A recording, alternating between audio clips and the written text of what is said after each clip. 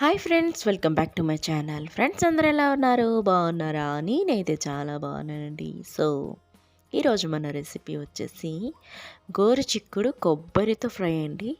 So ఇలా ఒకసారి try చేసి చూడండి, చాలా బాగుంటుంది.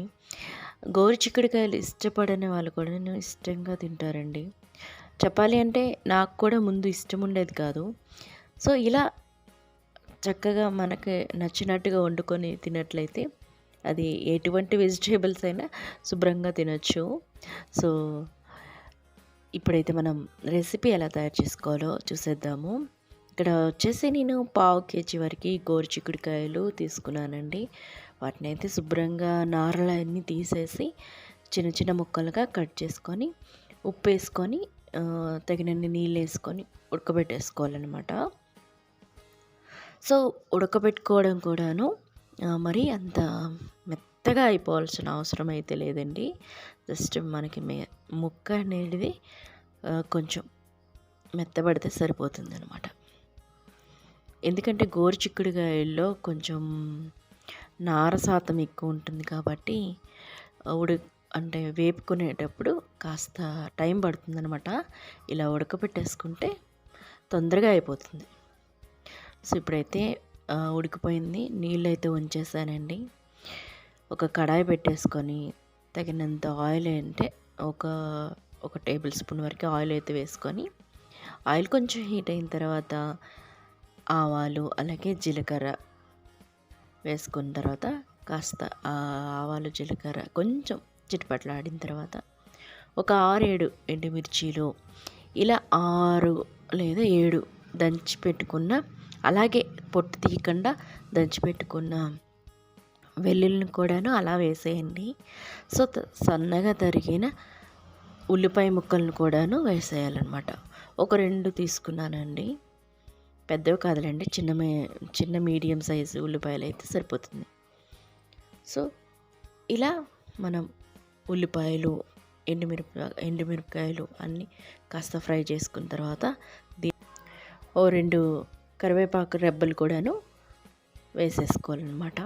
సో ఈ ఉల్లిపాయలు అనేటివి కాస్త ఫ్రై అయిన తర్వాత మనం ముందుగా ఉడకపెట్టేసుకున్నాం కదా, నీళ్ళైతే ఉంచేసుకున్నాం కదండి, ఆ గోరుచిక్కుడుకాయ ముక్కలు అనేటివి ఈ తాలింపులోకి వేసేయాలన్నమాట.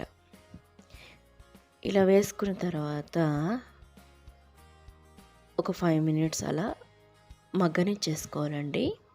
అంటే మనకి ఇప్పుడు ఉల్లిపాయలు ఇంకా అంత తాలింపు అయితే వేసుకున్నాం కదా, దానిలోకి ఈ చిక్కుడుకాయ ముక్కలు వేసుకున్నాం కదండి,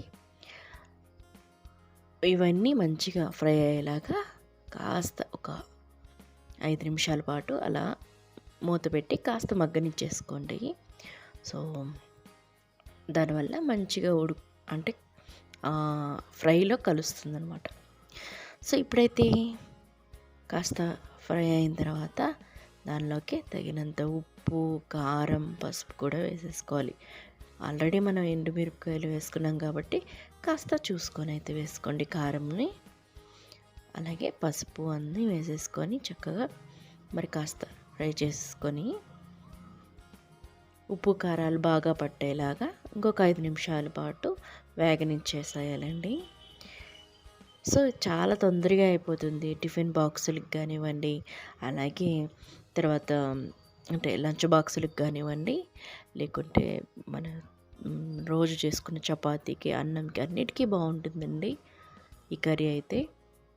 సో ఒక 5-6 నిమిషాల పాటు ఇలా మగ్గనిచ్చేసిన తర్వాత చివరాకర్లో కాస్త గరం మసాలా ఒక 1/2 స్పూన్ వరకు వేసేసుకొని కాస్త ఫ్రై చేసుకుంటే మంచి గుమగుమలాడే అలాగే గోరుచిక్కుడుకాయలు ఫ్రై అనేది చాలా టేస్టీగా తయారైపోతుందండి.